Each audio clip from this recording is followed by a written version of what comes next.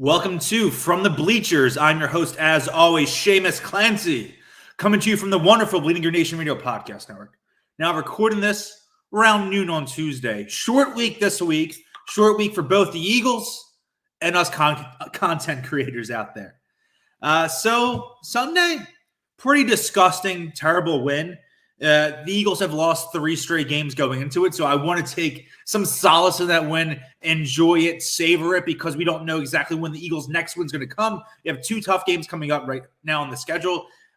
What's looming is Thursday night against the Tampa Bay Buccaneers at Lincoln Financial Field. Hopefully by the time you're listening to this, we will know that the Eagles are going with their blackout uniform sets, because anything otherwise is a massive disappointment. I had tweeted last week that if the Eagles lost and they did the black jerseys on Thursday Night Football, that's a panic move. But if they won and then did the black jerseys, that's an unbelievable momentum booster. Now, if they don't do it at all, I don't like it. They got to do it for the primetime games. How many home primetime games are they having? Just one this season. They had Monday Night Football. That was on the road, and that was week 3.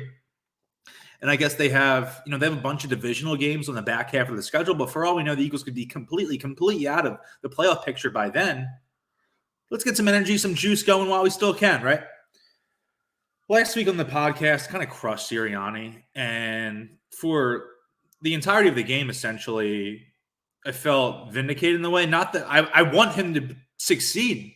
I want him to be the next Kyle Shanahan, Sean McVay. And there are understandably some growing pains out there. But the early results have not been encouraging.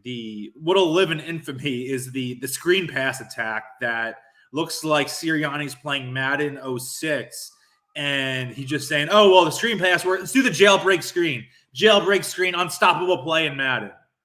That was the vibe I got for him, and I didn't like it. Jalen Hurts also, for about 3 quarters, looked nearly as bad as Sirianni. I think Sirianni is the Eagles' chief problem offensively. Jalen Hurts has been up and down, but Jalen Hurts is being asked to do a lot right now in terms of accumulating everything offensively because of the zero reliance in the slightest on the running game. And I'm just like, what is going on with this team? They still don't have an identity. I had talked about this a couple of different times on the podcast and the writing on the great bleedinggreennation.com, is that the team doesn't have an identity. And somehow, some way, they went to Carolina. They beat a 3-1 team on the road, came back and won. And I might even have a less sense of what this team's identity is after just watching that victory, their second victory in 5 weeks. Today, though, I don't know what their identity is. Maybe we find out Thursday. Maybe we find out they just get absolutely smashed, but they run 1,000 screenplays. And we're like, this team is just a team that does screens. That's their identity. They refuse to take shots down the field. They are this antiquated West Coast offense or something along those lines, because I don't understand it at all. They're playing a system in the NFL that hasn't been played in a decade or so. I know the Minnesota Vikings do implement some of the traditional West Coast schemes. I'm talking about traditional in the sense of Bill Walsh to Holmgren to early Eagles Andy Reid. Not Andy Reid has those West Coast principles in his offense now. But if you're watching him play with Patrick Mahomes and Tyreek Hill and Travis Kelce, that certainly isn't what we think of a traditional classic West Coast offense. So the Eagles have their offensive struggles. And I think, again, Sirianni is to blame for most of those problems. Jalen hasn't been perfect. Obviously, up and down performance looked pretty horrendous for most of the game. As Carolina had a couple clutch touchdown runs, looked good when the Eagles were kind of clawing their way back, taking some more shots in the middle of the field. The play that changed the entire trajectory of the game is that 53-yard pass to Quez Watkins. I did write an article for BGN this week. Definitely go check it out on the bleedinggreennation.com website about how Quez should be more involved this year. And he's getting out-targeted by Jalen Reagor currently. He did play more snaps than him in week 5 against Carolina, and we are going to get to that. But Quez tied for the league lead with 20.5 yards per reception with Henry Ruggs III. 6th-round pick compared to the guy who I believe was the 12th overall pick in that draft class in Ruggs with the Raiders. So we'll take a look at the skill position players. Haven't been a big Miles Sanders guy. And by the looks of it, the only person who might be less of a Miles Sanders guy than me is Nick Sirianni. We'll run through some stats for the running backs, receivers, tight ends. Miles Sanders has 48 rushes this year for 214 yards, 0 touchdowns on 4.5 yards per attempt. Kenny Gainwell, 5th-round rookie out of Memphis, has 21 carries for 100 yards and 2 touchdowns on 4.8 yards per carry. I'm of the mindset, especially when you look at the game management and football IQ that Sanders displayed, or lack thereof, at the end of the game against Carolina was embarrassing, and he was right to be taken out of the game and have Gainwell go in there. Gainwell breaks a nice 12-yard run, stays in bounds, and the Eagles are able to clinch things after they do a 3rd and 1. Jalen Hurts gets it. They take the kneel downs. They win. Give me Gainwell late, and honestly, give me Gainwell early, middle of the game, and late. Miles Sanders, I don't think he's necessarily a player you trade in the middle of the season. I did my mailbag. Someone before asked me, like, oh, should they trade Miles Sanders? I was like, he's still a talented player. The team just isn't really utilizing him at all, and maybe that says more about Sanders than fans and media members or quasi-media members like myself truly realize. But I'm left thinking that this is Miles Sanders' last year in Philadelphia, and I think Kenny Gainwell is capable of being this team's running back number 1 in 2022, but not just that, the rest of the season. And right now, I think he should be getting the majority of the snaps because of his versatility as a receiver, and he's done pretty darn well running the ball, and we will get to those receiver numbers. Since we have for the running backs, look at the receiver numbers. We're going to incorporate wide receivers and tight ends into these numbers. Obviously, the Eagles have an offense that does feature tight ends more prominent than most teams out there because of Zach Gertz and Dallas Goedert. So Devontae Smith, 1st-round pick, looking pretty dang good right now. I wish I could have said pretty effing good, but we're not allowed to do that because that's what I wanted to say, because I'm just over the moon about Devontae. He's the player coming into the season. You had some questions about Hurts. You had some questions about Sirianni, questions everywhere. But the one player that fans hoping to have something to connect to, a player that they will have as this connective tissue from now to the next great Eagles team. Smith feels like that player, and he's played like that so far. Smith has been targeting 39 times, which is 14 more than the next Eagles player in the passing game, has 25 catches, 314 receiving yards on 12.6 yards per completion, and a touchdown. I believe he is he's second among receivers, rookie receivers, or you can include tight ends there. I believe receiving yards behind not Jalen Waddle, Jamar Chase, and I believe Kyle Pitts is 3rd, and surprisingly, Kadarius Toney is 4th, and Jalen Waddle is somewhere in there. So, Jamar Chase is balling out. He did go before Devontae Smith in the draft, so it's not like the situation where the Eagles picked the wrong guy, and I still think it's possible that Smith ends up being the better pro, but Chase is looking really good right now, and Cincinnati has to be happy with him just as much as the Eagles are happy with Devontae right now. Tied for 2nd on the team in targets is much maligned wide receiver Jalen Reagor. Reagor's been targeted 25 times with 17 catches, 140 yards on 8.2 yards per reception. I think those numbers are deflated, certainly because of the way he's been utilized as the screen player in Sirianni's strange, weird, screen-heavy offense, and he has a single touchdown there.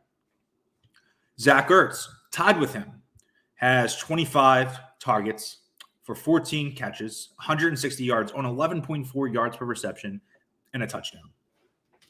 And we'll skip over some guys here because the next 2 guys on the list are Gainwell and Sanders. I want to talk about those together, and I want to keep the receiver tight end combo going. So Goddard has 19 targets for 15 catches, 216 yards, 14.4 yards per reception, and 2 touchdowns. We're obviously dealing with a really small sample size here.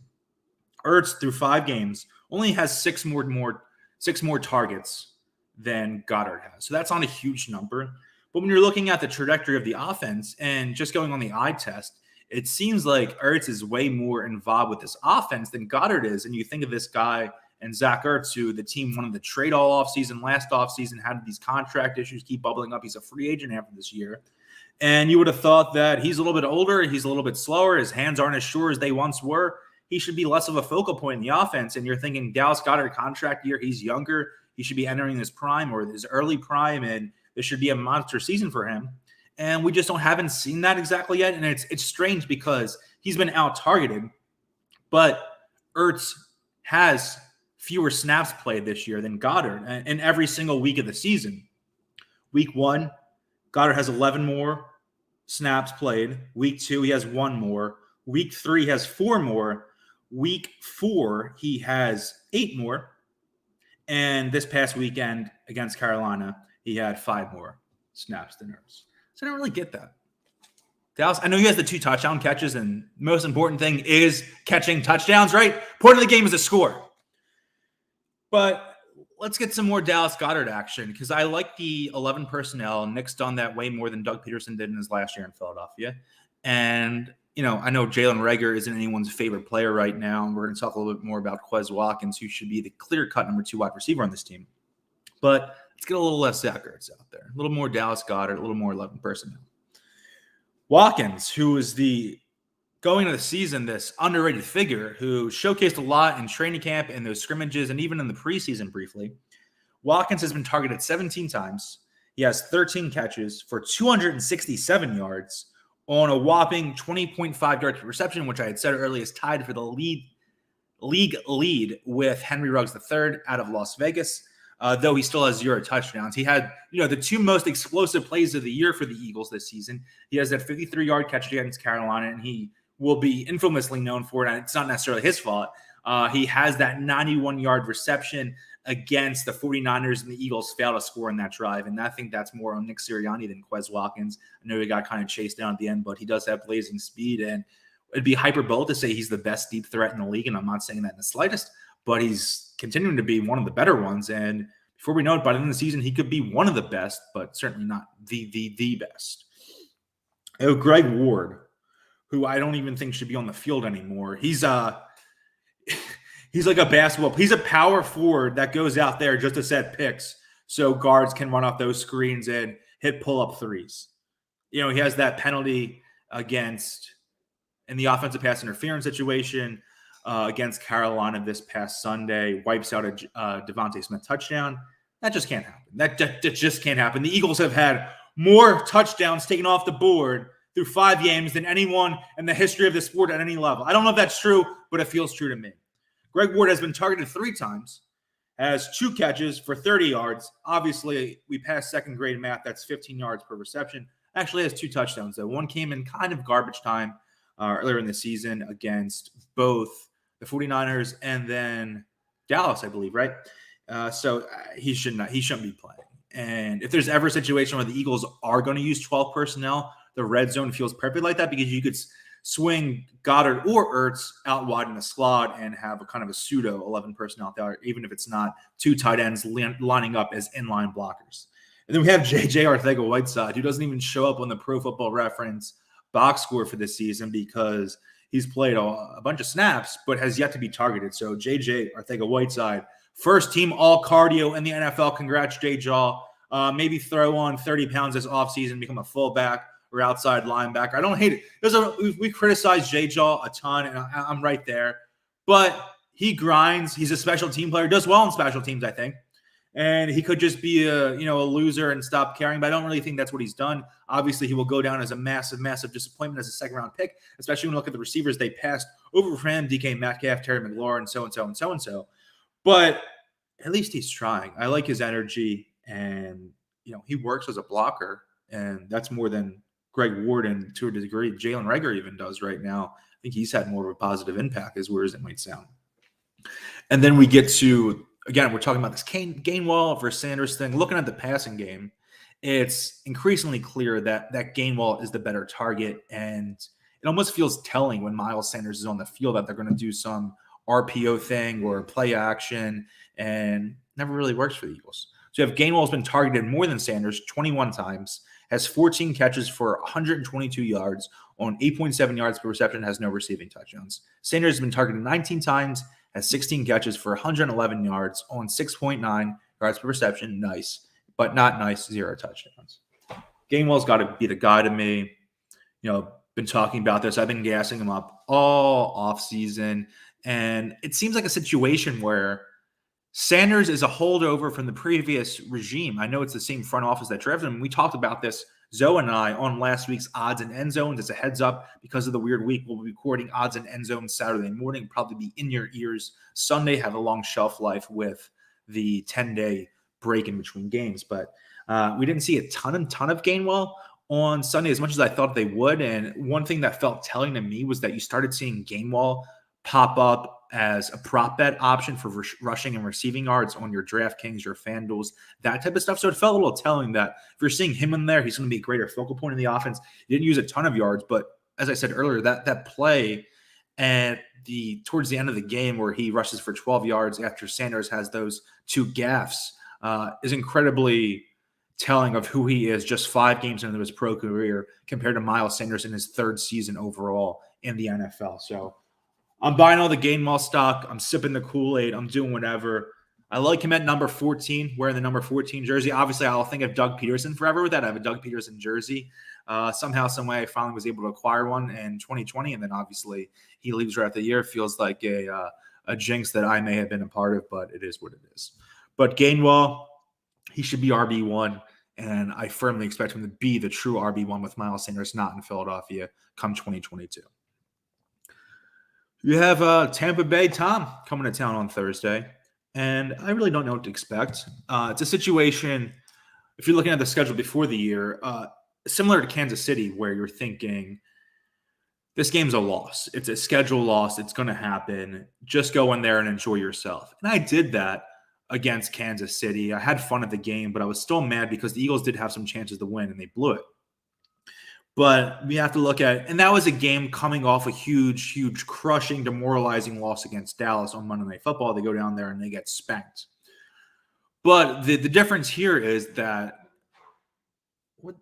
Tampa Bay is coming here. The Eagles are coming off a win, a season-saving win against Carolina, this improbable comeback that he pulled off from all 3 phases of the game, stepping up late special teams with that huge punt block. And the Eagles have some juice now because they won that game. I'm a little bit more energized as a fan because they came back and won that game. I'm going to the game this week. Haven't been to a primetime game in forever. I don't even know the last time I was at because I don't know. Because I didn't go last year. The Eagles playoff game against Seattle, that was the last game I was there before this season. That wasn't a primetime game, so I don't even really know. So I'm going to be a little rocked up, feel the electricity in the stadium. Hopefully they go for that blackout vibe. I'll be totally into that. Wearing I think I'm going to go. It depends on the weather. I'll either wear a black Dawkins or Westbrook jersey. If they do this, and if not, I have this shirt. I think it's from that Friday Beers company, which I don't know about them overall, but they make shirts that say Almost Friday on it. It's a picture of Jalen Hurts wearing the Friday Night Lights jersey and the shattered backboard Air Jordan 1s and walking into the link. And it says Almost Friday on it. And I think that is obviously what a great shirt to wear for Thursday Night Football when Jalen Hurts is the starting quarterback, right? But I'm feeling a little more excited because the Eagles are coming off that win. And it'd be weird to convince myself this team is going to win because same as Kansas City, it'd be nice if the Eagles just covered. And the same way I wanted the offense to show some vivacity against Kansas City. And they did to a degree, but not to the degree I really wanted. I know Tampa Bay's defense is pretty tough compared to Kansas City. Kansas City's defense might prevent them from even going back to not just the Super Bowl, but the AFC Championship game or making a deep playoff run at all. And Tampa Bay's defense is obviously a lot better than Kansas City's because of that. And, even last year when they won the Super Bowl, they were one of the best in the league. And for the Buccaneers, great linebacking core, talent all over the place. And are they going to win the game? No, but let's have some fun. You never know. Tom Brady, short week. The Eagles have done well. I know it's under Doug Peterson, so it's not exactly the same. Doug always did really, really well on those Thursday night games on the short weeks. It was kind of the inverse of way Andy Reid always did really well coming off a bye. That was Doug Peterson's specialty. And we don't know what Nick Sirianni's specialty is now. He might not have one at all, especially he might just be calling jailbreak screens like he's playing Madden. But we'll find out. And we'll find out a lot about this Eagles team on Thursday. Are they going to roll over and die? Is it going to be they're going to get slaughtered like they were on Monday Night Football? Are they going to hang into it a degree like they did against Kansas City? Or are they going to pull off one of the most remarkable upset wins I've ever seen for the Eagles in a regular season? I doubt it, but if they do, man, I am going to be one cocky SOB on Sunday or Saturday morning. I'm recording Odds and End Zones with Zoe. I'm going to be on top of the world. I'm going to be rewatching the game Friday, cracking a couple cold ones, and just living off life right now, getting high off life. What more could you want from that? Kind of wraps up for me. Hopefully, we can have fun Thursday night. I want it to be a fun game. I don't want to be completely out of it immediately like they were on Monday Night Football against Dallas. So what I'm hoping for, we have some news here about the Eagles. Dallas Goedert is on the COVID list. Well, I guess we won't have more Dallas Goedert in the offense now, will we? Well, I'm happy I figured this out before I actually finished the podcast, because that would have been bad. I saw tweet notification came up on iMessage on my computer, and it said Philadelphia Eagles with the tweet. I'm like, oh, are they announcing the black jerseys? Am I going to give some real amp speech about that? And no, Dallas Goedert on the COVID list. Zach Gertz, you were once part of a great, great offense that scored 41 points and dethroned Tom Brady. Tom Brady comes to Philadelphia with a thumb injury, hands been wrapped up in press conferences. Maybe he's, playing possum a little bit, but we'll see. But Zach Ertz, be playing like it's a Super Bowl. Like a Super Bowl 52, we're back in February 28th on Thursday night. Bring back those vibes because you're going to be out there, and I'm assuming Goddard won't be out there. And you're going to really step it up, and that's a trickle-down effect for Jalen Reagor because the Eagles are probably going to play more 11 personnel than they have been, and he needs to step it up. And Quez Watkins needs to be that deep threat. Jalen Hurts should target him. First offensive play of this game, just chuck it downfield, see how far you can throw it, and see how fast Quez can get down there and catch it. He needs to step up. Smith has done really, really well the last 2 weeks. Again, this is his second big primetime game on the national stage. This can be a true, true breakout to him for everyone, fans, media members across the National Football League, not just in Philadelphia. So we'll see. That ain't good. That ain't good. And I didn't want to necessarily end this podcast on a bad note, but that's the Philadelphia Eagles for you. That's it from me, Shamus Clancy. Follow me on Twitter and Instagram at Shamus_Clancy. Be sure to follow the Bleeding Green Instagram at Bleeding Green Insta, and of course the Bleeding Green Twitter at Bleeding Green. And you see all my work on all those platforms. And if you like the podcast, like my tweets, check out my subscription-based Philadelphia sports newsletter, patreon.com/Shamus_Clancy. Get an email delivered to your inbox every Monday through Friday morning during the season, off season, about all things Philly sports. So check that out. Hopefully we can somehow get a win on Thursday. I'm not counting on it, but I'm going to be strutting my stuff if they do. As always,